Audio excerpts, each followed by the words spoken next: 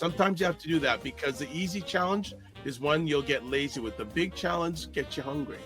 Oh, how the tables turn. That's a heavy topic, and we need to focus on that. If not for yourself, then do it for your children. Black book is in black. Black book. Men Talk, Black Book.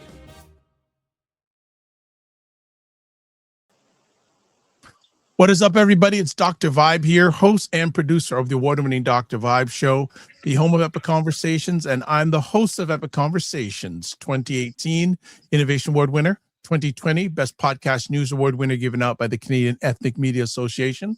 I also co-host and co-produce the only online show in the world for dads, fathers, and male caregivers that's sponsored by BLKMEN Care. And being part of that movement, our team has reached out to over 500,000 dads, fathers, and male caregivers around the world. So as always, I'd like to say you're blessed, highly favored, a magnet for miracles, and a solution for someone's problem. And you are watching Black Men Can Talk, a show where Black Canadian men come together to have real, unfiltered conversations about life, culture, and community. And we have one of our co-hosts here tonight, Kofi Morris. What's going on, Kofi?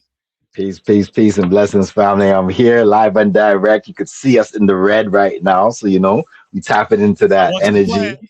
That wasn't planned. Okay. See that? Check the joke. See how spirit works?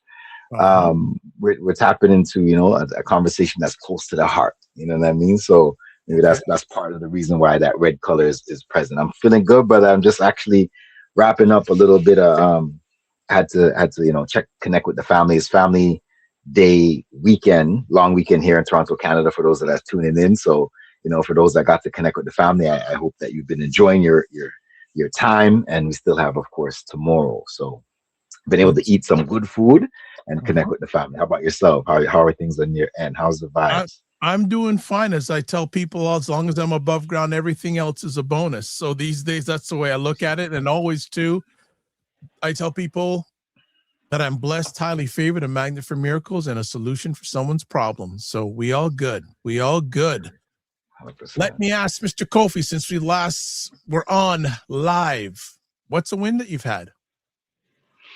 So I do some work in a space with, as has been mentioned on previous shows, various different men's groups in the city. And with one of the groups, we've been connecting for, I would say, the last maybe 6, maybe 7 years, or maybe going on 7 years now. Every Friday we do a check-in, we do a touch point, and this Friday was no different.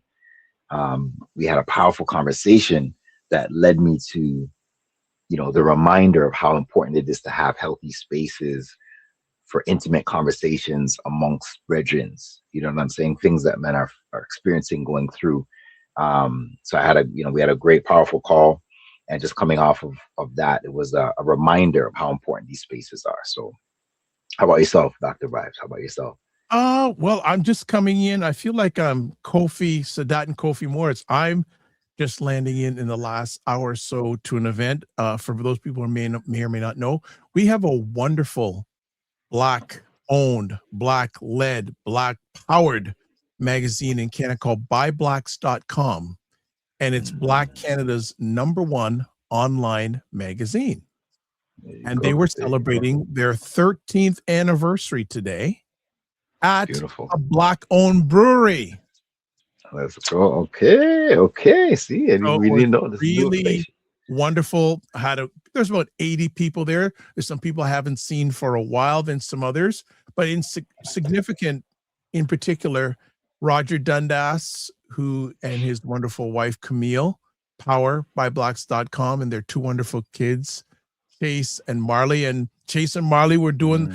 Marley was selling T-shirts using the swipe card, and Chase was taking photos of people who are award winners of their annual People's Choice Award. So it was really nice, but significantly even for me, Roger Dundas, who I've known a long time, who's my very close friend, and Jonathan Juiceman Shaw, who was DJing, who I've known for over 31 years now. We've known each other, and just being in their presence, the only thing I didn't get a chance to, I wanted to share a moment with them together, saying how important they are to how both of them are important to me, but I will do that in a call or arrange a meeting to do that. But it was really nice. And there's some people I haven't seen for a while there.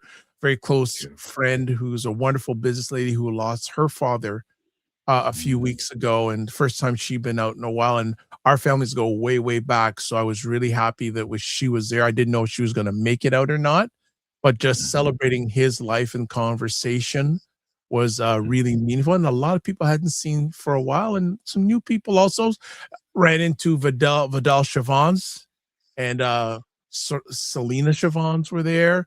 Chef Noel Cunningham, Shirley from Black Canadian Content Creators, whole mass of people I knew and didn't know.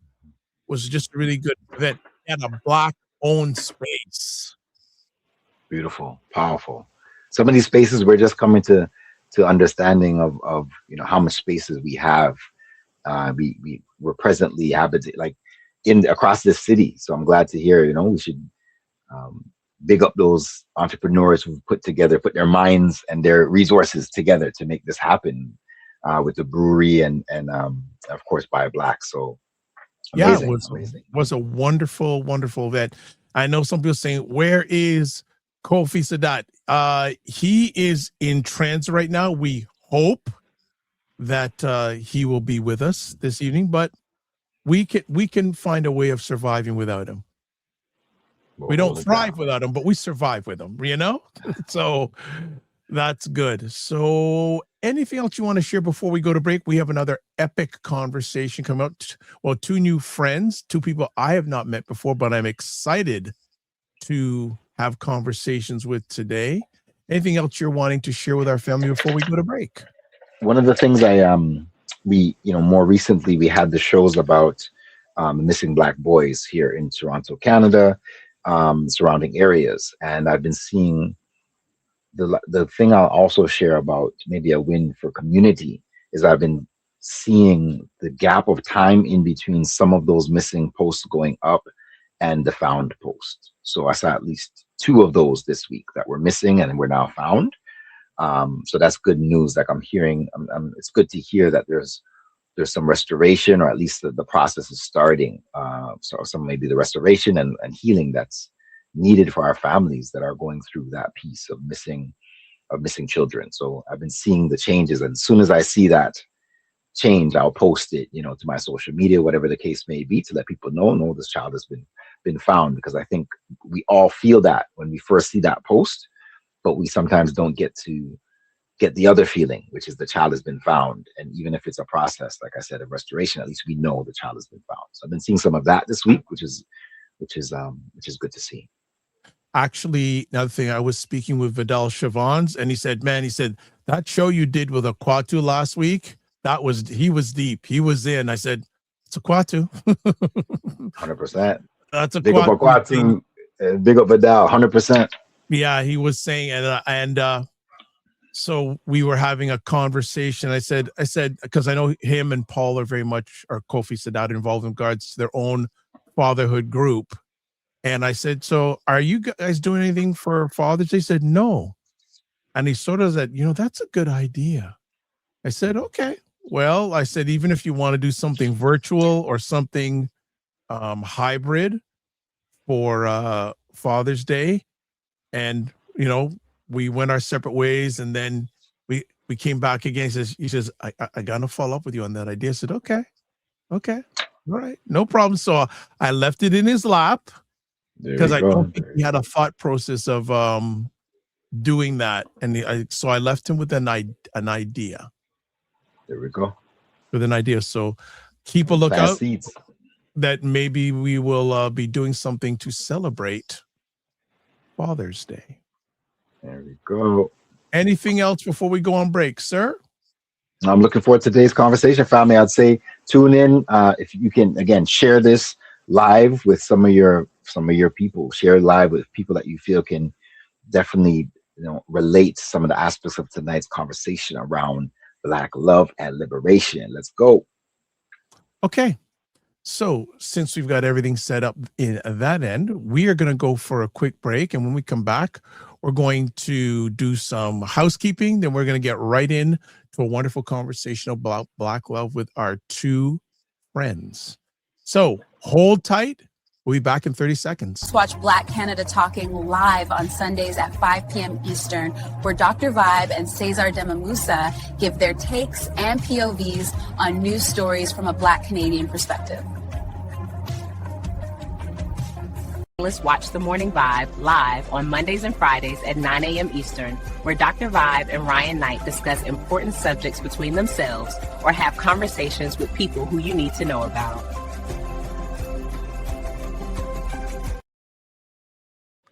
All right, we are back on Black Men Can Talk with myself, Kofi Sadat. So let's do some housekeeping first. Subscribe to the Dr. Vibe Show on YouTube and hit the notification button. Also, like the Dr. Vibe Show on Facebook, LinkedIn, Instagram, TikTok, Blue Sky, and Substack. If you want to advertise your business, product, or service on any of the platforms, please feel free to email me, dr.vibe at the drvibeshow.com. And if you want to call in, you can do that. Go to your favorite browser, go to callme.road.com on your favorite browser, use the code FSPL8L. It'll take you to another screen, put in your name, make sure you've got everything in green, echo cancellation turned on, etc. And click in join, and you're good to go. All right. Kofi Sadat, I'm going to have you introduce our friends because you have brought them to the platform today. So let's do it. And of course, let's do ladies first, please. Yeah, so I think the spirit of Kofi Sadat must be in the room because you keep calling me Kofi Sadat. Oh gosh, Kofi Morris. Sorry, Kofi Morris. It's all good. It's all good. Absolutely. So the cool thing about the work we do in community sometimes is just the organic way that we might meet and connect with different people.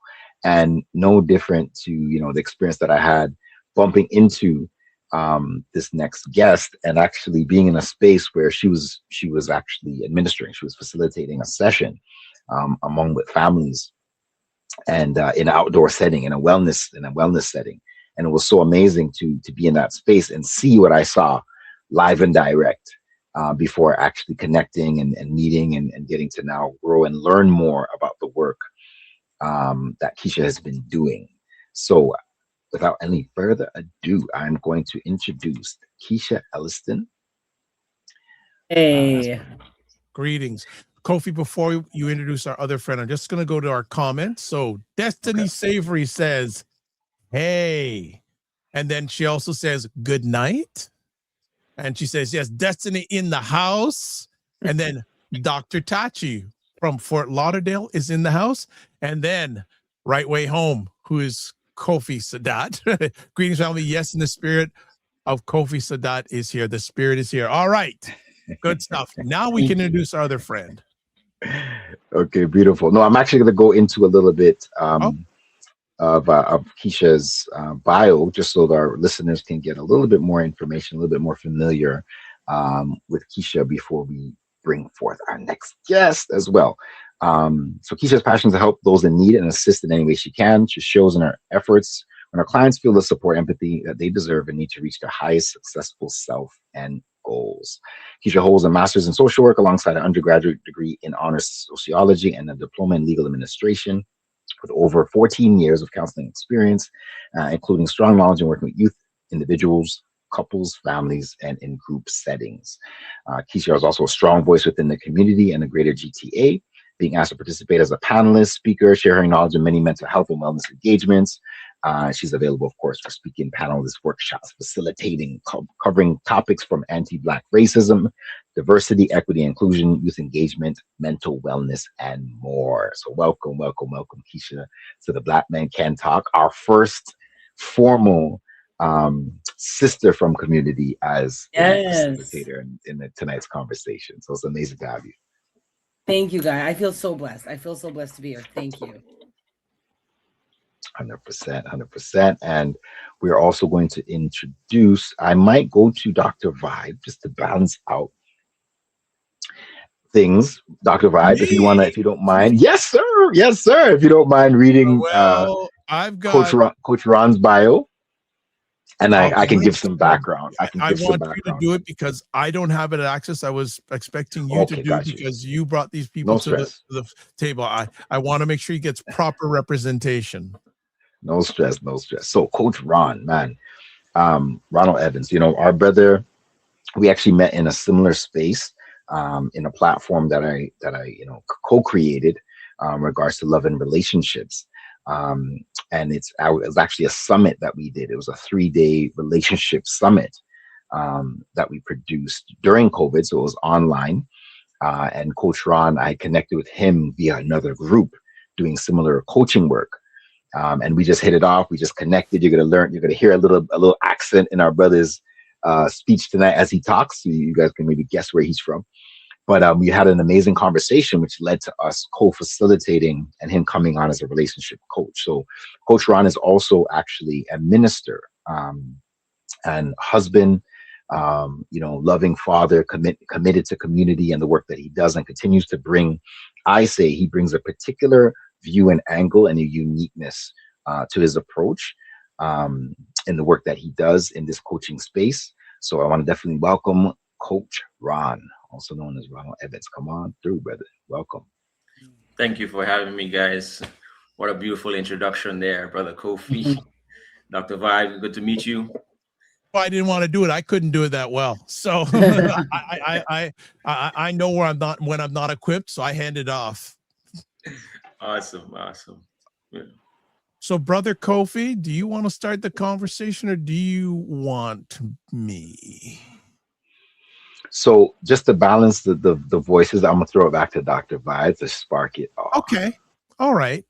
So for both of you, when you hear the term Black love and Black liberation, what does that bring up to you? Well, I'll let our sister go first, ladies first. Oh, thank you so much. I first of all, may I just add, I love the title, Black Love and Liberation. Let me start by saying this very simply. Liberation is a powerful word. And when we bring that word into any room, it's for us to remember that we are liberated people. That's first and foremost. And a lot of us who maybe don't feel that way, or maybe a lot of us have forgotten from our past, we need to remind ourselves that we are liberated people, that we are resilient people, and that we have a lot to keep going forward, even when society or the world tells us differently. So Black love and Black liberation, more so, we are liberated and chains free from actually the Eurocentric way of how they're teaching us or try to teach us of how love should be. We're liberated from the standards of North American and Eurocentric worldviews on how love should be. We're liberated because we can go back to our African history and the context of how we truly love and what love looks like in communities, family, and healing. And it doesn't have to look or represent what we see on TV or what we're taught when we're in our societies of New Else. So when we are liberated, it means to say we can be free in how we choose to love one another. And it's okay for it to not look like any other race or ethnicity or background, right? And that's liberation. Because a lot of us have been told, and a lot of us, as we're going to get into a big discussion, have been told for many years that the way we do things is either we're animalistic, barbaric, we're secondhand humans, right? Oh, what do they mean? They're jumping the broom. What is that? Jumping a broom? What? That's the most powerful thing you could have at a wedding in 2026, right? That's being liberated. But no one is not going to understand what that liberation means, right? That's just an example. We get to do that, and we get to determine what Black love means for us. So that is a sense of freedom. Liberation is a sense of freedom. It's also a sense of entitlement. Entitlement saying that we deserve love, we deserve healing in our families, in our community, and we deserve to have the type of Black love that was taught to us from our home countries. And I think that in and of itself, as we define it as a culture and as we define it for ourselves, is what's going to bring us the freedom and the love that we all deserve. And that's what kind of comes to me and stands out. Ron, you sure you wanted her to go first? That's going to be a hard act to follow. Man, right? she just took she just took it all the way. So I don't know if I want to come behind of that. I'm in agreement with a lot of it too. So oh, great! I'm glad you. Okay, good. It's very, very good delivery there of that. How you see it as Black love and liberation. For me, it means, and I'm not going to be long-winded per se. I like to get to the meat of it, but Black love and liberation means we are no longer just surviving together. We're actually healing together.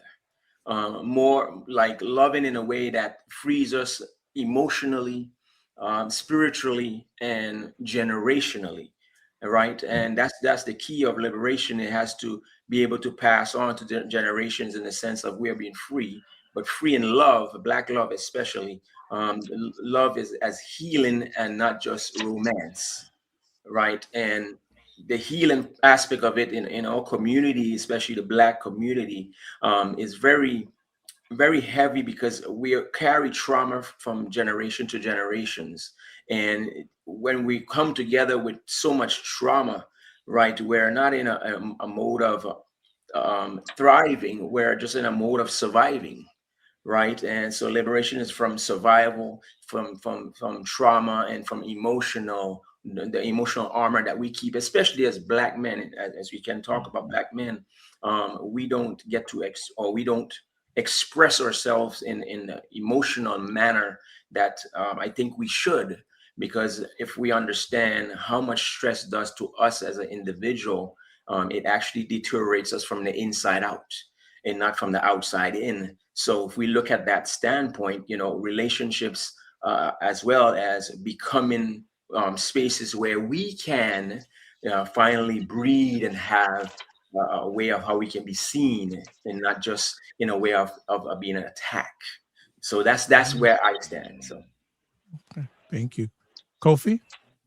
Beautiful, beautiful, beautiful. My goodness. So I urge listeners, I said it tonight to some of my family too. I said, get a pen and a pad for tonight's conversation, because there's some things that are going to come out that you might want to document so that you can come back to later. There might be questions you want to connect with some of our guests on tonight to see if you can work with them, or whatever the case may be, in terms of some of what they shared and some of what has come up from tonight. And I'm taking vigorous notes, so you might see with my head down at times, just from today's conversation already. This is just the introduction. This is such a topic, right, that's near and dear to so many of our hearts, and with it being on, of course, the hind leg of what in the West is Valentine's Day. In some cases, you'll hear Black Love Day, you'll hear Black Love Week, you'll hear Akoma Day. These are things that you can look up in Google if you're also not familiar. AKOMA, which is an Adinkra West African symbol. All of these things, that energy is in the air, right? And I think, the cool and amazing thing about us as people of African descent is we walk with this every day. We don't wait for a day to celebrate our love. We celebrate it in our own spaces in so many different ways. We celebrate it by turning on a certain song, as we're driving to work, and just vibing and connecting. That's a way we actually express and connect to love, sometimes love of self. We do this as a way to sometimes heal aspects of ourselves. You want to put yourself in a certain mindset. You listen to a certain type of music, but you're also connecting and connecting on a vibration and a rhythm level to a space that brings love to yourself. So this is not something far and distant from us. This is something we experience every day. Sometimes we just forget what that looks like, right? So I just want to say one thing before we actually get more into things, is for listeners to just take a moment in this moment, as you're getting into tonight's conversation, right? I want to set an intention for the conversation. I want to set an intention that we walk away feeling more full than we did when we came. I want to set an intention that the things that maybe we're trying to come to terms with and understand about these two words together, Black love, that we'll walk away from the conversation having more meat and substance to what that means and what that looks like. I want to set an intention that us as men and as women have an opportunity to come together, that we grow and we're learning from tonight's conversation. And people are going to listen to this maybe even years from now and get something from it for this connection that we're we're exploring with both Black men and Black women. So I'm looking at this as a divine opportunity. And in the midst of it, I'll add one thing to say: what if you can hold a space, and we can collectively hold a space in seeing us as Black men, as Black women, moving from a place of that unity, that connection, that trust, that ancestral legacy connection, that generational spiritual healing that's needed? What would that look like? What would that look like if we were? So envision that now in your mind, just for a moment, and just hold that intention as we're going into tonight's show as a powerful representation of what we're able to do collectively together.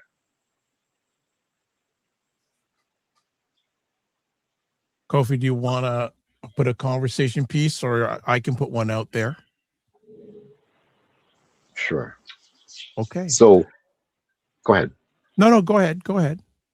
So as we move forward, just one of the things that I wanted to put out there is, what are you noticing, both Coach Ron and Kisha, what are you noticing about the current state of relationships in our community?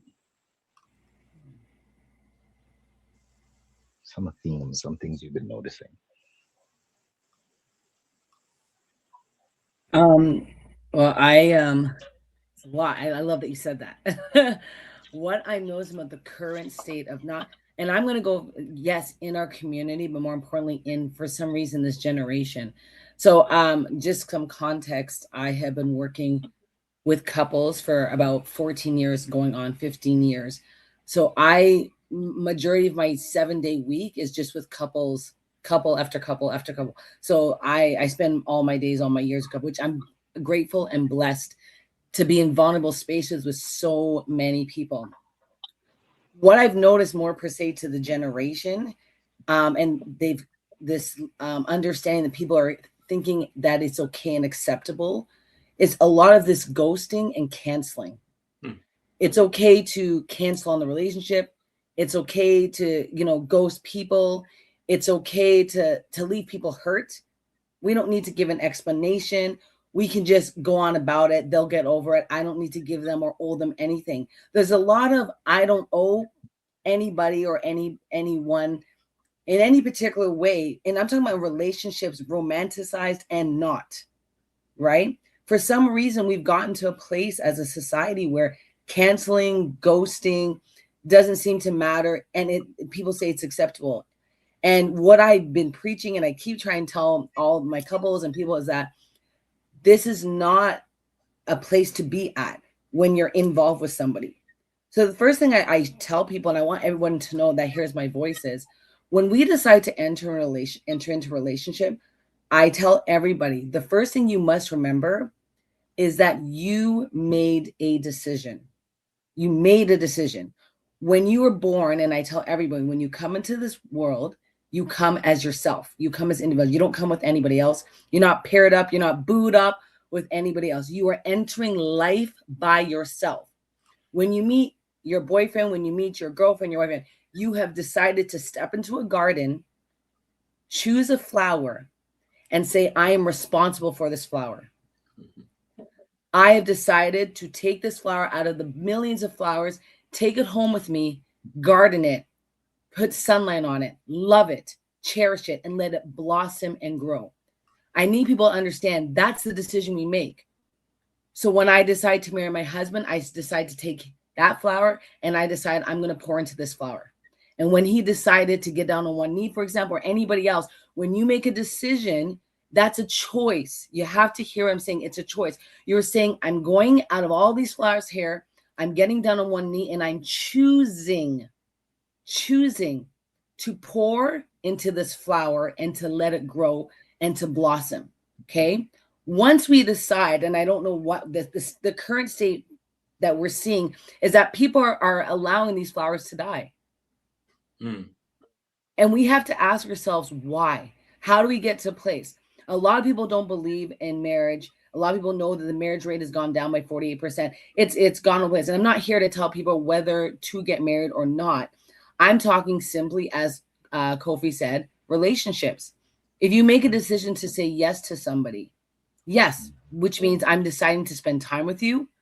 I'm deciding to learn about you.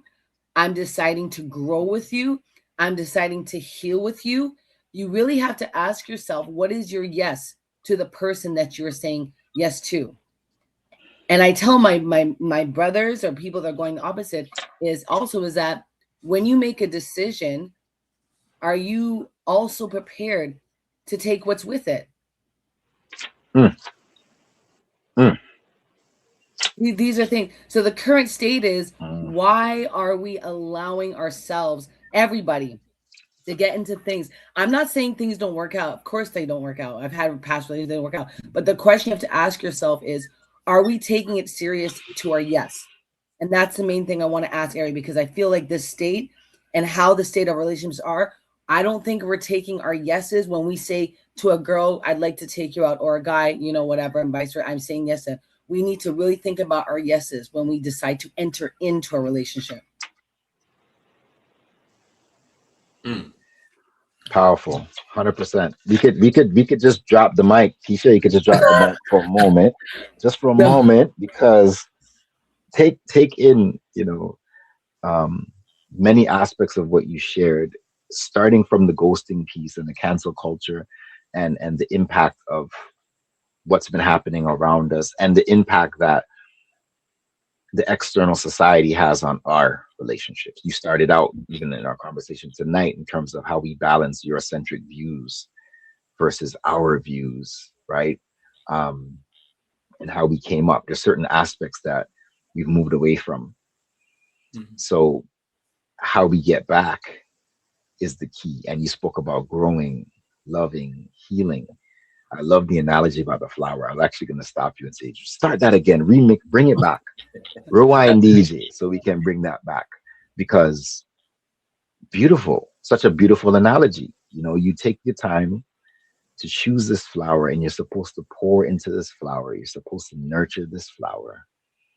Why aren't we nurturing the flower? What's challenging our ability to do so? Coach Ron. Yeah, so Thoughts? she said it so elegantly, and that analogy of the flower is very powerful. But I also want to add a little more on that. Is even before the flower is blossomed, there's a seed, and the seed needs to be, you know, nurtured. It needs to be watered. It needs to be given light, right, in order for it to actually start to grow. And when we look at relationships in the state that it's in, people want the fast growing weeds, and not so much the, you know, like the bamboo. It takes how many years before it bursts out the ground, right? Roughly about 5 years before it actually comes out. Well, look at the farmer. The farmer plants a seed. He's not going to reap his crop the next day or the next week or the next, right? It takes time. You have to nurture it. You have to continue to, you know, fertilize. And it's relationships. People don't spend the time to do that, right? People just want a instant gratification, if you may call it, of a relationship to always be on a what we say is the honeymoon stage. They always want to be on that, but we're gonna have bumps in the road and ups and downs, and people don't want to take accountability for their actions. And just like Sister said, people make decisions, but you're making the decision to be in a relationship. You have to decide that you're going to be in this relationship for a long time, through the thick and thin. And we're not here to tell you get married or what, you know, what the case may be.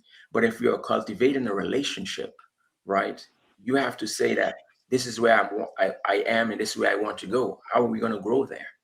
Because if you both are not growing together, one is going to leave the other one, and then you're going to have an unstableness of it. So I think that the where we are is a lot of accountability is not being held highly.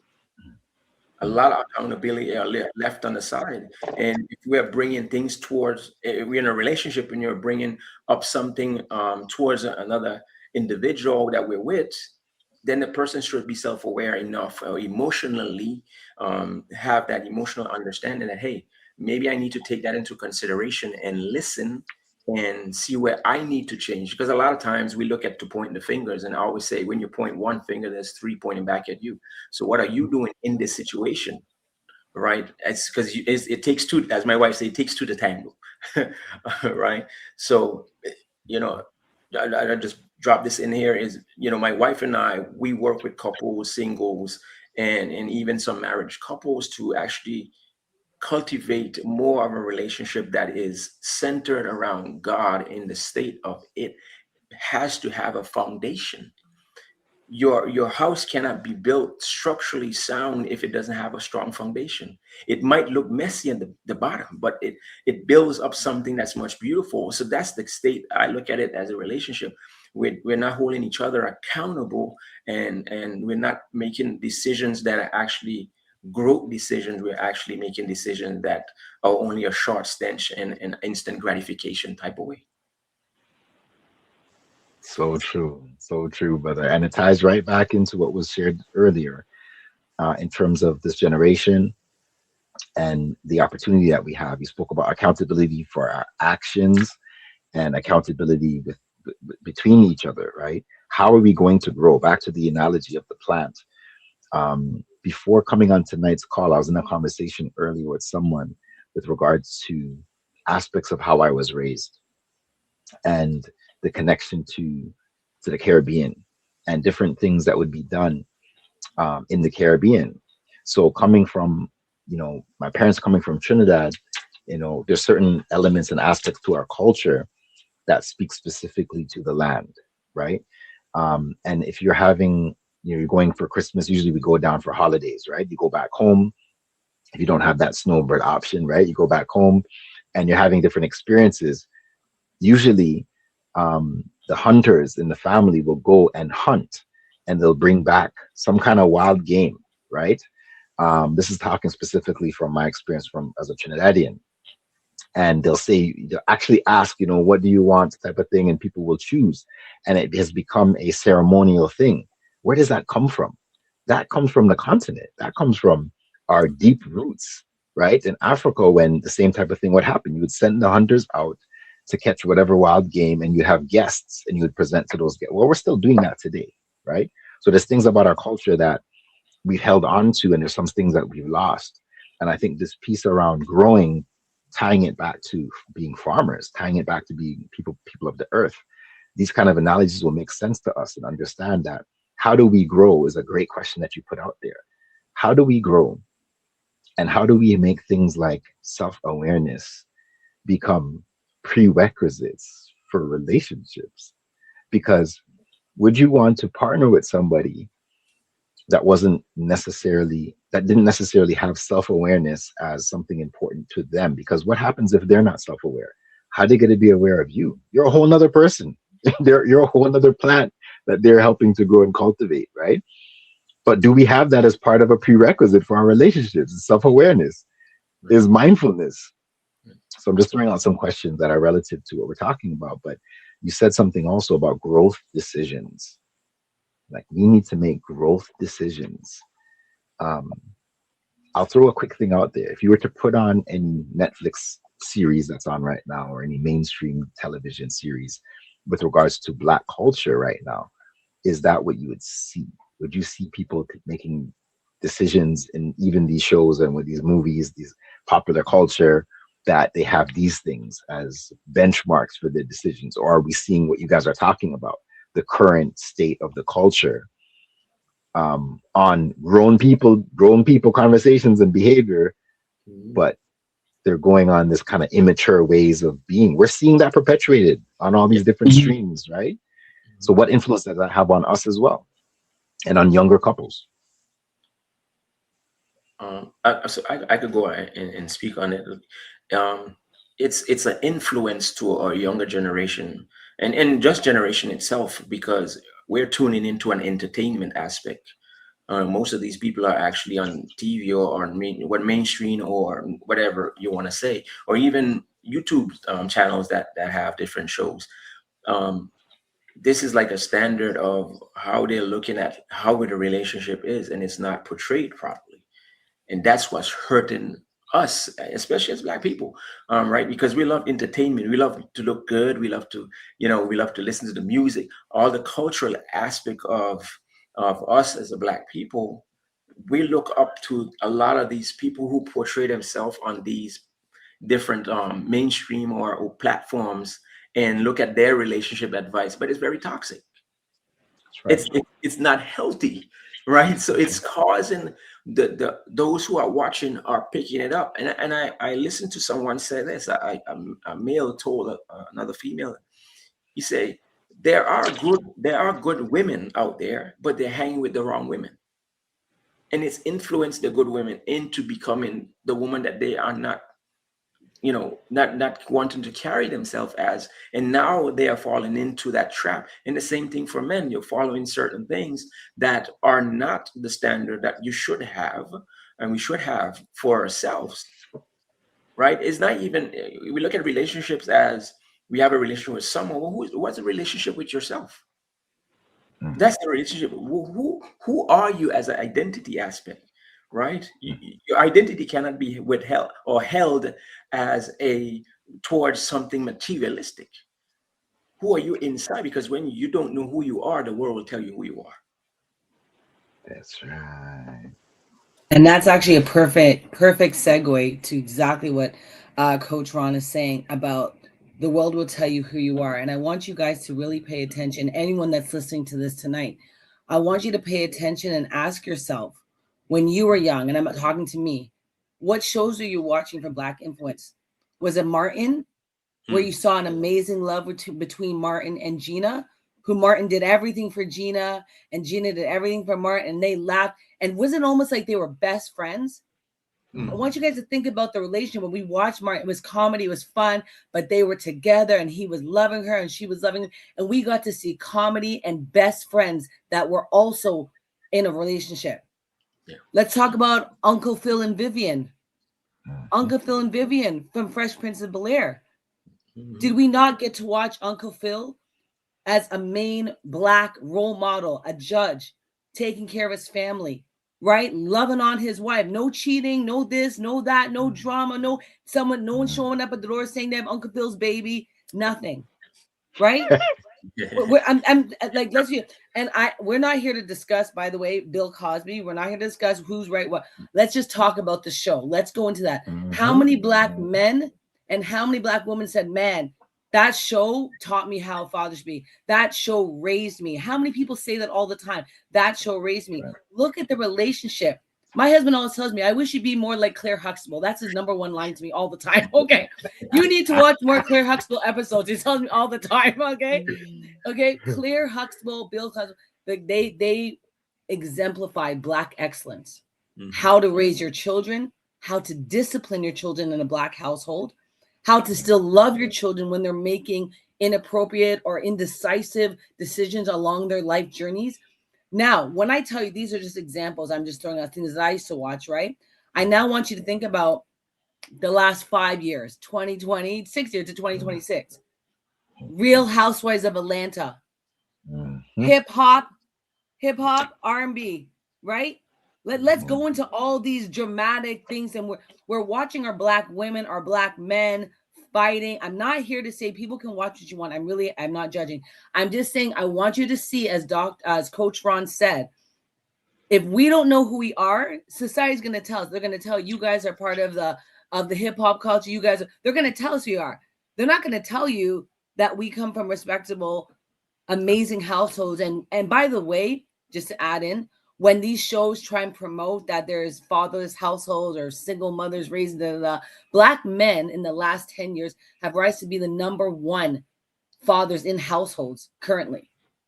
So all the things that society tries to twist and tries to make us seem, right? And this is all coupled up, may I add, with the trauma that they show on TV, because Kofi's question is the influence on TV. So they want us to see George Floyd, right? That was an 8-minute horror film that we all got to watch. So then what does it do? Everyone goes back and we reprint it. Everyone talks about it and we sleep on it. And, oh my gosh, what happened? We love to talk about this because it's leaving imprints. It's leaving seeds, as Coach Ron. It's leaving seeds. Think about the influence that the media, that the social media is wanting Black love and how they want Black love to be representative. And then I want you to think back to the 80s and 90s when you could turn on certain shows and actually see Black love and its excellence. Yeah. Huge. 100% huge. Huge And difference. 100%. And I did a quick. I don't know. Can any of you guys tell me a nice show that's on right now with two black?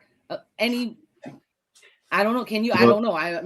Can you? Can anybody tell me? The Upshaws is probably as close as it gets. And the Upshaws, essentially, someone even described it to me today. I've watched a couple episodes, but nothing to say it these things can't compare to some of the shows of our past, right? In terms of content, relationship, character development, all that kind of stuff. But there's a lot of that ghetto behavior because you're taking a mainstream comic who's known for whatever he's known for. No judgment, I love our comics and I love the importance of comedic relief in our community and laughing at the stuff that's just our regular day-to-day stuff. Don't get it twisted. But when you take that comedian and you place him in a sitcom, that persona that he is on stage is still going to be perpetuated in his character in the show. And is that going to be a healthy whatever, right? It's still going to be the standard for his fatherhood or whatever. And don't get me wrong, I've seen some dope episodes where they challenge a lot of ideas and stuff, but generally the character of the person, they're going to perpetuate some of the same stereotypical behavior because that's his character as he's on the stage. I did a quick search about this Pop the Balloon show. That's one of the other things that have been very prevalent, right? Check this out. The show and game, for those that don't know, this Pop the Balloon or Find Love show, right? Where they feature singles holding balloons. They decide whether to engage in a relationship with the person or not by popping the balloon, right? To indicate their disinterest. This show gained significant popularity on YouTube, amassing over 100 million views. And it was later adapted into a version on Netflix April 2025. So if people ask the question, what influence, do these things really have influence? You got 100 million people viewing these things. Yeah. That is in alignment with what you just talked about, Kisha, versus a Cosby or a Different World or a Martin or whatever the case, which depicts at least some balanced views. Because that's the amazing thing that I always say about our past, right? Being an 80s baby. Yeah. And I'll shift back to you guys after this point. But the reality of having different forms of music on the radio, where you can hear a love tune, but you can also hear what was called a bashment kind of tune, a party tune. You can hear some deep, whatever it was, Phil Collins or whatever. Even the genres went beyond some of what we knew about love music, but also hear some gangster rap. You had balance. Now you have consistently one side of the equation. You have consistently trap music. You have consistently aspects of our culture relative to, we're talking about film, that depict us negatively without having the balance. Yeah. And what are people going to do? They're going to go, bad news sells, folks. Let's just be real. Bad news in media makes more money than the police rescuing the cat out the tree. That's just a reality. So our culture sometimes will utilize whatever's popping, whatever is monetary, whatever brings the most amount of money in a short period of time, going back to survival mode to advance us. But we don't realize sometimes that sets us back years. Can I say something? Can I say something? Just what you're saying. I wanted to, again, Coach Ron said something amazing. And this is a powerful thing Coach Ron said, which is about instant gratification. We are living in society that thrives on instant gratification. Now watch this. I don't download it, but I do love Pop the Balloon. I think it's a hilarious show. I love it. But watch what's interesting. But watch this. What's interesting, you say that, because it is teaching people that this is how fast you can connect and find a man or what. It's instant gratification. Pop the Balloon. But now watch this. Watch it. Those that watch Pop the Balloon, watch what they do. How interesting this is, right? You're finding someone, you're choosing someone, but you're also luring out and exceedingly throwing insults at the other person. You should hear the insults, putting down Black men and putting down Black women. So 100 million people get to see if there's 8 Black girls lined up and a Black guy comes down and he goes, yo, pop this. Oh, just because, you look like this, you look like that. Yo, your skin's dry. Oh, your foot. It's all cut up. And I'm watching them like, yo, so this is what we're showing everybody, that we just cut up our brothers and sisters. And it's like that. A Black man comes on, all that goes, oh, but honestly, you need to lose some weight. And so I sit and I watch a show. Yeah, it's funny, it's jokes, whatever. But what you're teaching the world, to be honest, in Pop the Balloon, is that you're watching a bunch of Black people insult each other back and forth. That's right. And there's major insults. These aren't bad. Oh, I don't like your teeth. Honestly, your clothes are whack. Yeah. And then sometimes it gets really ugly. The other person will go back if they feel hurt. And then they're trying to act cool. And it turns into this very disturbing, which is what it really is. It seems like it's comedy, but when I'm looking at it, I'm like, this is just our Black brothers and Black sisters getting video and filmed in front of the world as we hurl insults. Physical insults, things that probably will last them when they come off the show and they go into their car and they rewatch the show, and then they go home and they cry because now 100 million people saw this guy tear her up and talk about her body, and the guy goes home and feels less of a man because she's like, you ain't no man, you ain't no this, and then he causes the pain. This is what happens, and then we're all just laughing, kicking. But do you think the other cultures are seeing it that way? I want you to think about that. You think the Europeans, you think the Portuguese, the Greek, all the other cultures, the South Asian, you think they're kicking, cacking, watching all these Black people hurl insults back and forth? How do we look? I want you to think about this. And I really challenge anyone listening to my voice. Again, I'm never going to sit there and say I haven't watched that Pop the Balloon. I do think it's funny. I think some of it's nice. And I love it when, two Black people meet and it actually carries on. But when it gets ugly, it's very disturbing. And if that's the shows we're putting on versus Claire Huxtable and Bill Huxtable, a doctor and a lawyer, we got to really think about that. Instant gratification. Yeah. Well said. I mean, it's just opening a door for us to continue a trauma cycle. We're going to continuously live in that space because we're not changing the narrative. But as we look at it, everybody's trying to get a platform or trying to get on so they can make some money. And that's what it all goes back to, how much they can gain in their pockets more than what you're doing to the other person or to yourself or the next generation. That's the people that are watching it and thinking that is the normal. No, it's not normal. There's no way that's normal, right? And then you have kids, and then you want to know why your child is being treated a certain way, whether it's a male or female. Well, you are portraying that because you're going to end up doing that as well. And so it just continues in this cycle that if we don't break it, we're detrimental of our own self and our own society and our own communities. 100%. I'll just quickly go to the chat, Dr. Vibe. Is there anything you want to share before I go to the next question? Well, there are a few things I wanted to share, but I'll just get into the comments here. So there's a comment here from Black Nerd Talks saying Hollywood cinema, rom-coms / Disney, and social media has trivialized marriage. Have a comment here. Some women don't hang with other women. I'm working on me at all times. Yes, I watch these shows. Also, Dr. Tachi says, yes, Pop the Balloon is despicable. Before I'll let you back because Kofi is really focused on this. I'll stay in the background. Black trauma is $1 billion industry. Whew. So I'll just leave it that. There was some things I wanted to ask. Just drop the mic and leave it. Yeah, just drop the mic. I'll just leave it there. Obviously, Kofi wants to ask more questions. I had a few, but hopefully we'll have you back for a part 2. But go ahead, Kofi. There's a couple quick things I want to touch on before we, because I know we're going to go slightly over time. even if that means 5-10 minutes, I will defer to our guests, but I want to ensure that we do get to speak on the other side of the equation, which is the healing and emotional awareness. It's said that many people want relationships, but are still, carrying emotional wounds.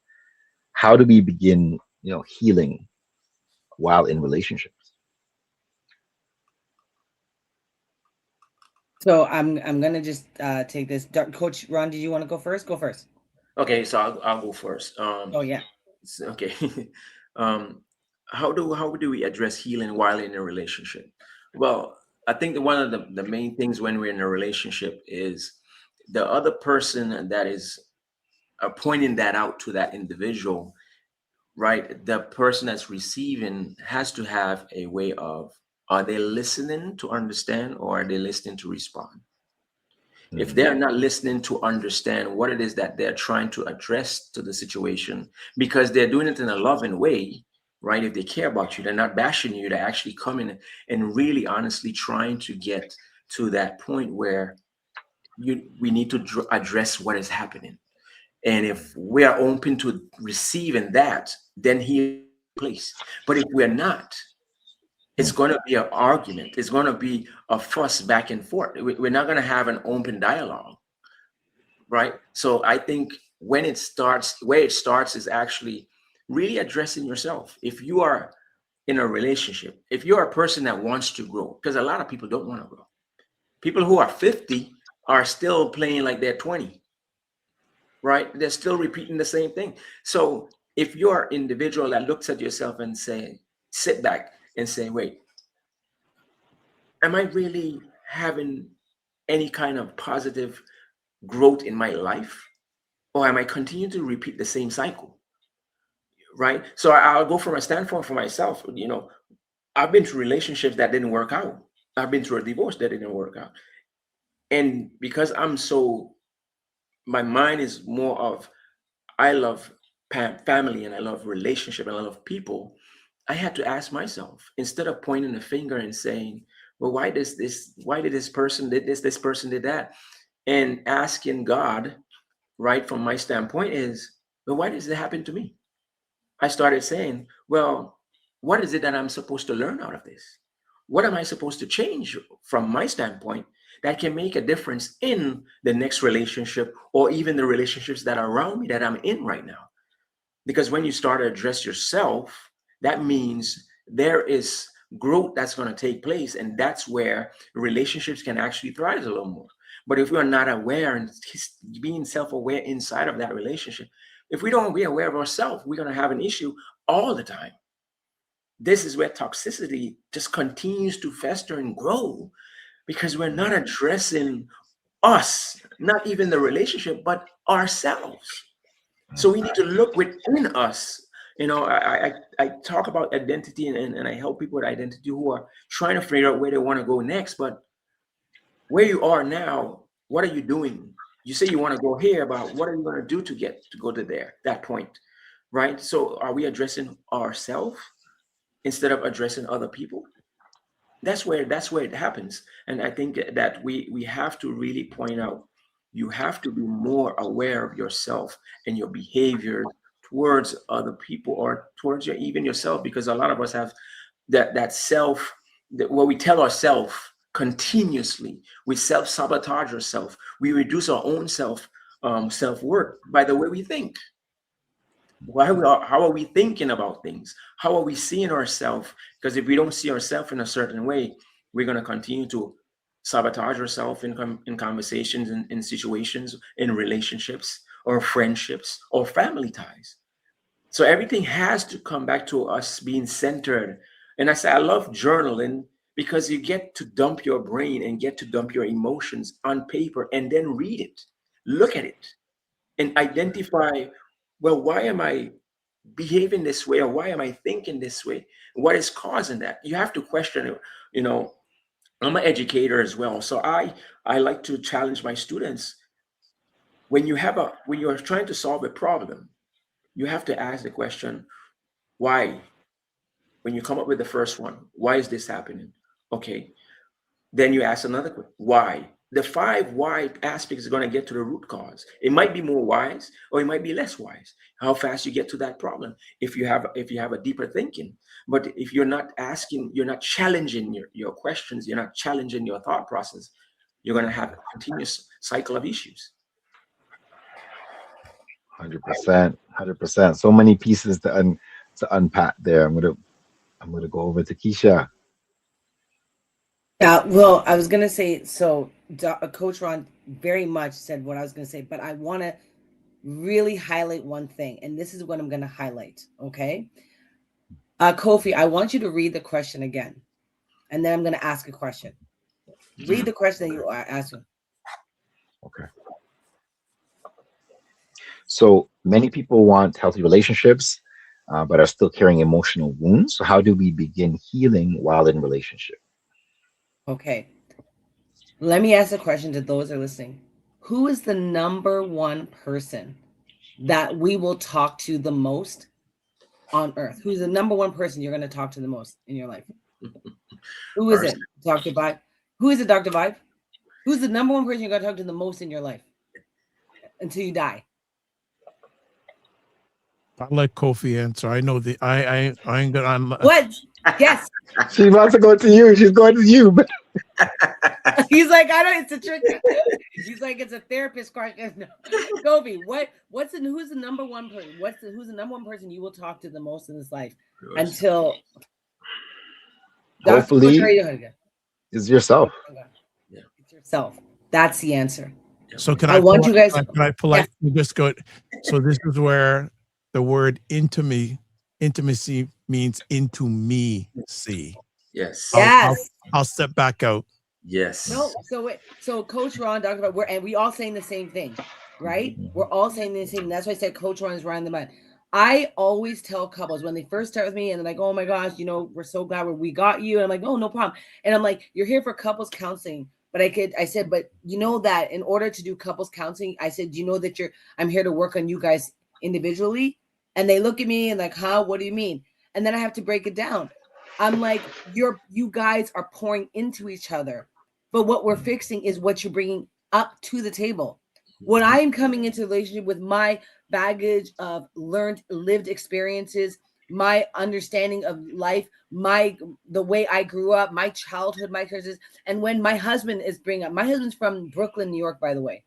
So you take a guy that grew up in Brooklyn, New York, you take a girl that grew up in Richmond Hill, Ontario, Canada, okay? Those are two very different experiences in life. So if you think we're going to jump on board and Laha, it's a wonderful day. No, we have to take what we're carrying and what we've learned. He learned as a man on his journey and understanding, yo, Kisha, I don't know what fairy tale life you lived in. He's like, I'm from this is Brooklyn. He's like, no, he's like, I'm going to sit where I see it. When we sit in a restaurant, I make sure I can see all the exit doors. And I'm like, really? I've never thought of that before in my life. Like, it's just two different, like, you know what I mean? Two different shifts, right? So you have to understand that's what people are doing when they step into my office or they step in a relationship. They are bringing the weight. They are bringing their lived experiences. They are bringing what they know, what they understand is true to their reality into your world. And then they're intermixing it. Yes. So the problem is that you can only intermix if you know what you're bringing. And if you understand the pain, the healing, the trauma, everything that you're bringing, right? And the other person can say, wow, I'm bringing this. I understand. Wow, I didn't realize, right? You have to look at yourself. You have to look at yourself. It is virtually impossible to pour into other people and not have a self-reflection of yourself. And that's why Coach Ron was exactly right when he says, the answer to the question is, in order to heal in your relationship, you have to have the mindset. You have to have the mindset of 1, empathy. 2, compassion. And 3, you have to have grace. Why do I say that? Because when my husband comes into the room and he's telling me something I don't understand, I have to have empathy. Okay, I never thought about that because I never lived like that. When he says, what is going on with you, Kisha? Why are you acting like that? He has to have compassion. Oh, okay, well, that's because she lived in a house like this. And that's because her history is like, oh, now I know why Kisha thinks of that. Because A, B, C, D, and E brought her to this point as a woman now. And so now I understand. And then we both have to have grace for one another. Okay, I don't really like what Kisha does, but I'm going to give her grace as she navigates and works on herself, right, to get healed in this relationship. And I give my husband grace. Okay, I understand. Now that I know his understand, now I know how he thinks. I'm going to give him grace. I'm going to be compassionate and empathetic. That's how you start your healing in relationships. I want people to understand that, but it has to start with you. It has to start with you. Excellent. Beautiful, beautiful, beautiful. Thank you, family. So we're over the hour. I said this is going to happen. I'm going to kick it to Dr. Vibe before I even kick it to the guest to be like, Dr. Vibe, you got time? Are you good? I'm mindful. You usually leave at the top of the hour. I make the time, so it's you more than me. You're like Batman, gone after we're finished. So I got lots of time. I'm gonna, if I have people's permission, I'll drop some things in the chat that can be some suggestions about like the 5 A's of relationships. Beautiful. So okay, so Dr. Vibe's good. Our guests, you guys are good? Good. Yeah. Absolutely. Okay, beautiful. So I'm gonna go into a quick fire round, and I want to make sure, Dr. Vibe, that you still get to there were some pieces that you wanted to drop there. So I'll just do like 3 minutes with the fire round quickly, and then I'm gonna give you guys an option between 2 sets of questions. So Black Love and Liberation fire round. Chemistry or character? This is for both of you. This is like one word answers. Chemistry or character? Which should people trust more? Character. Character.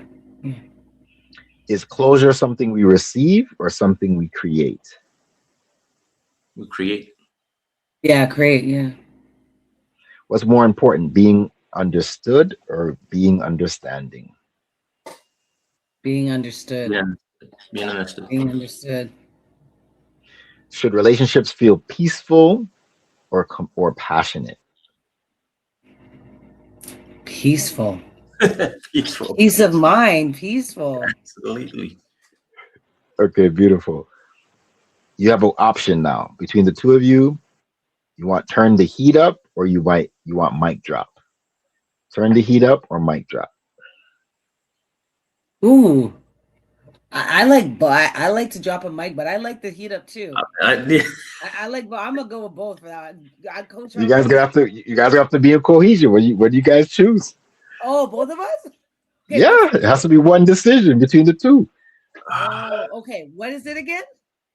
Turn the heat up or mic drop?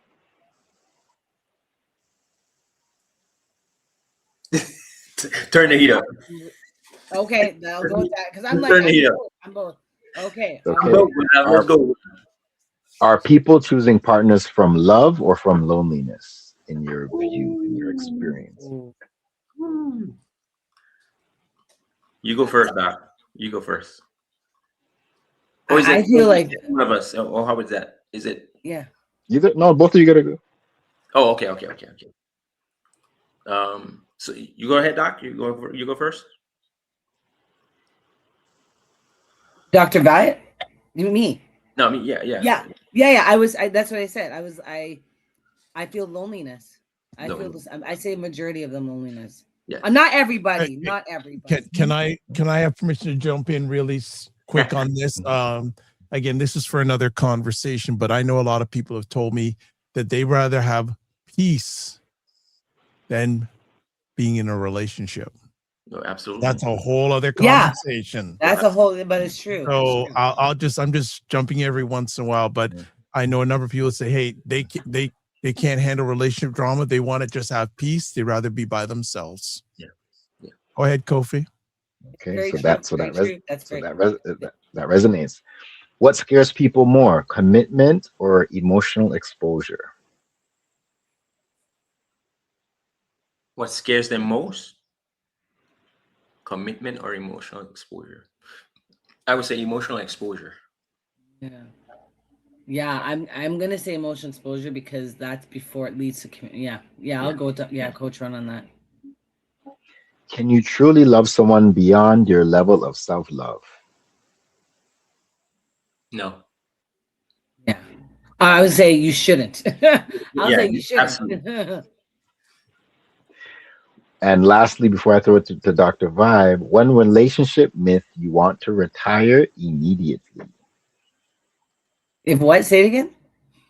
One relationship myth you want to retire immediately. Hashtag relationship goals. Oh my gosh. Stop with that, everybody.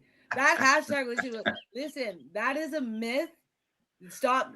All these couples breaking up in front of you. People are idolizing all sorts of couples. And everybody prior to that is hashtag relationship. Oh, they're amazing. There is no hashtag relationship goals. There is none. Let me just be let's just put that myth to rest. There is no hashtag relationship goals. any relationship that you see that is thriving, then yes, and I'm praying that they are, but just know that all relationships take work, and it's good work, but it takes work. Beautiful. Coach Ron. Yeah.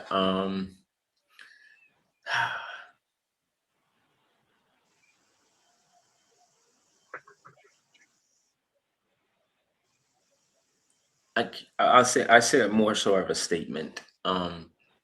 Many people stay together because of children. In the reference of, we don't want the children to grow up in separate homes, or we don't want them to see a separation. But in reality is, if you stay and you're not in the right space, like each other are healed or having a good environment for them, it damages them even more than you being separated. So the myth is actually so it's actually that the myth that you want to retire would be the concept of staying together just for the sake of the children. The children, yeah. Beautiful.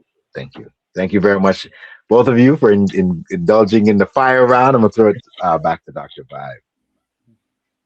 All right, some final things here in regards to comments. So we had a comment here.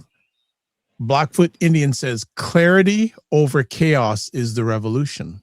Absolutely. NASA Community says, great conversation, family. And then Paul Osbourne says, Dr. Vibe dropping the science into me. So good stuff. Before I close it out, both of you want to say first, thank you very much for taking the time to share with us. Kisha, how can people get in contact with you?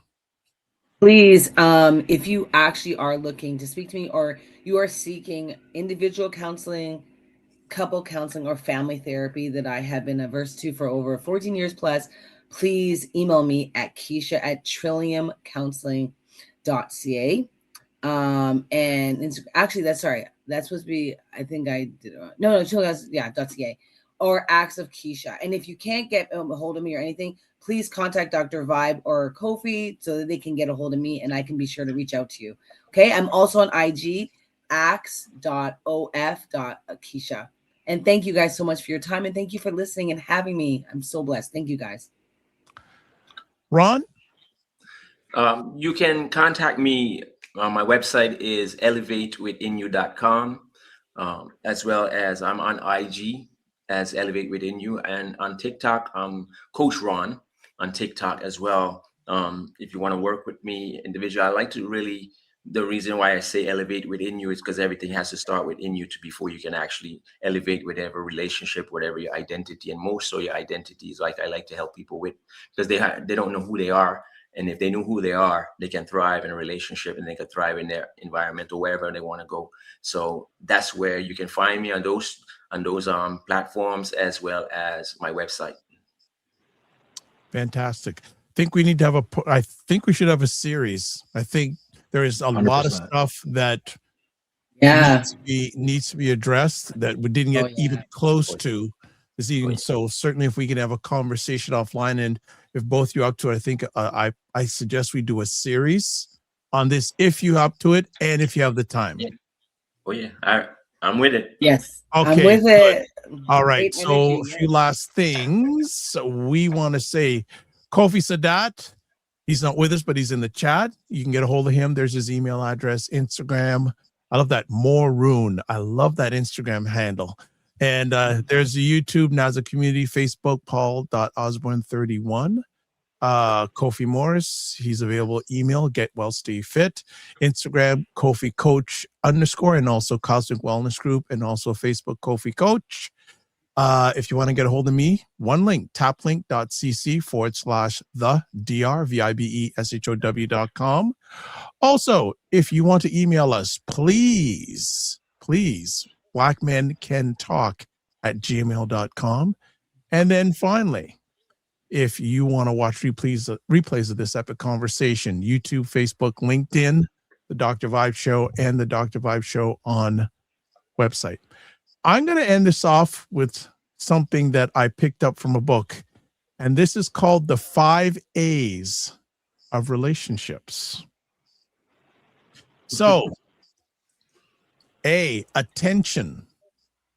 Attention to the present moment, observing, listening, and noticing all the feelings at play in our relationships. 2, acceptance. Acceptance of ourselves and others just as we are. 3, appreciation of all our gifts, our limits, our longings, and poignant human predicament. And then also 4, affection shown through holding and touching in respectful ways. And then the last A, allowing life and love to be just as they are, with all their ecstasy and ache without trying to take control. That's good. There's a piece I want to connect this to, and just taking that in, Dr. Vibe, you know, those 5 A's, and then feel free to email us. We can send this info to you. Get what blackmencantalk@gmail.com. We will send you that list. I want to put out 2 things to our guests around, in your words, how our relationships fuel our revolution, and thinking of revolution from the perspective of these 2 words, complete change, right? Revolution is complete change. In your own words, you know, how would you kind of sum up this piece that our relationships, fuel our change for our community? How would you answer that question? How our relationships change, or what do you mean? How our relationships fuel our change for our community? Our relationships with ourselves or with our partners, or our partnered relationships. And how does it what? So how it fuels. So as opposed to just using the word revolution, I'm bringing it on a very concrete basis to say change, right? Complete change. You know, our part of our history and our experiences within community have been facing significant changes in order for things to shift from one state to another, you know, for our people, and whether that was the emancipation aspect or whether that was things like Black Wall Street, all these wonderful things that have taken place, both challenging and success related. How do our relationships fuel the next state of change for our community? Quite simple. It's unity, right? Unity has always been our strongest weapon, right? It just is a disgrace in terms of society getting into the young minds that people think that we should continue to divide. But I'm here to remind everybody, unity is our strongest weapon. In our relationship we form with our brothers, our sisters, I always tell people, when you see your Black brother walking down the street, you don't have to know him. You give a heads up, a nod, a salute, anything. And that's what I always do. And when I see my Black sisters, a nice smile, what's up, how are you? I have to let them know I'm always on your side. I'm always going to hail you up. I see you. I recognize you. I validate your existence. You have to start with that. That will fuel relationships and now propel us to the future and propel us as a unity and community in coming together. We have to first acknowledge one another, accept one another, love on one another. That will gel us, create unity, and then we could propel to the future and go far and beyond. And I truly believe that. Hey, beautiful. Thank you. Thank you for that, Coach Ron. Yeah. So I would say it's a vital thing, right? It's very, very important for us to have that togetherness, that unity, right? Because if we look at the statistics, even for relationships, we're pretty much, our culture is pretty much at the bottom of the list, right? When we look at other, other ethnicities and race, they're pretty much a unit in building something. We are always separating each other, right? So if we're not working together, then we are always going to be at the bottom, and we're always going to be going down, and it's going to keep going down if we don't change now. And that's the part that we're missing. If we don't change now, we're going to end up continuously in the same or worse predicament that we're in right now. I don't want to take up too much time, but if we look at the wealth race in the sense of it, the other races are much more on a different, the percentage is, the gap is so far. And we are the biggest race and community and culture of consumers. We are actually making them more wealthy, but we are not supporting each other when we have small businesses. We're actually, supporting them more, so they're getting more wealthy on us, while we can support each other and actually grow even more. Like Kofi said, the Black Wall Street. We don't have that anymore, per se. We're all trying to be independently growing. So we need the unity. We need to come together to have a change, to have a revolution in itself of it. And that's where it needs to start right now. Beautiful. I think that's a good last thing. And Ron, 100%, I've done some research on this. If you look at different cultures, they have higher percentages of marriage and their economic status. So the more that there is marriages, the higher percent of marriages. In other cultures, the higher disposable average income. Yeah. And if we keep on going where we're going, right? And we had a Kwatuan last week talking about, if we're going to move ahead, it has to be economics. So part of that economics is being together. Absolutely. 100%. So I have a last quick one to add there, Dr. Vibe, which is, for someone longing for deeper connection, what is one shift they can begin making today? For someone longing for a deeper connection in their relationship, what's one shift they could begin making today? I would say look at themselves. It starts with self. If you're not looking at yourself and really who you are, where you're going, and in the state of what's around you, you're not going to make an impact. You're not going to have connections. You're not going to make a significant growth. We hear the term all the time, self-made millionaire in the wealth space, but no one makes wealth on their own. They come together. I've seen this so many times in my past in looking at these other cultures. If they have one person has 5 cents, the other one has 5 cents, they come together and make 10 cents, and they go and do something with that. We want 100%. We don't want to join partnership. We don't want to do anything of that nature. But we got to look at ourselves and what we can contribute. Being a part of something is better than having 100% of nothing. Boom. We got to look at ourselves. Thank you, my brother. Kisha. I think for the economics I'm going to tell and challenge everybody. This is a great way when you're talking about how to bring up our economic status. And not only with yourself, but I'm going to say this. Everybody listening to the sound of my voice, I want you to find a African Canadian business establishment and say to yourself, I'm going to pour into them. My husband, Valentine's Day was yesterday. He made a specific and conscious choice, being self-aware. Let me find a Black business that I can pour into, and we can have dinner at their restaurant. You want to build the economic standards of our community. You want to support each other. Don't just say it. Be mindful, be aware, and do it. Right? Find places where they're actually, this is what we do all the time. Look for the places that have that, because I guarantee it's in the city. Toronto's growing, right? You just got to find it. Yeah, maybe, the closer one, maybe 10 minutes to you, but to support the Black one, maybe 30 minutes for you. I always take the 30-minute drive because I'm putting money into my Black people. Personal trainer. When I was getting married, I was like, I need a Black personal trainer. I have 1,000 that I know at the gym that I go to, not doing them. I got to find a Black person. I made it conscious. She was very far from me, but I made a decision to pour it back into the community so that when I put money in her pocket, she then goes and feeds her child at home, and that pays for her bills in her household, right? We pour it back into the community, circulate it. Because when I put money to another Black person's pocket, then it's helping feed their family and their table. Yeah. Right? It's a cycle. Think about that. Be conscious, be aware. And that's how you're going to help increase the economic status in our community. Yeah. Can I say two things to that? Powerful.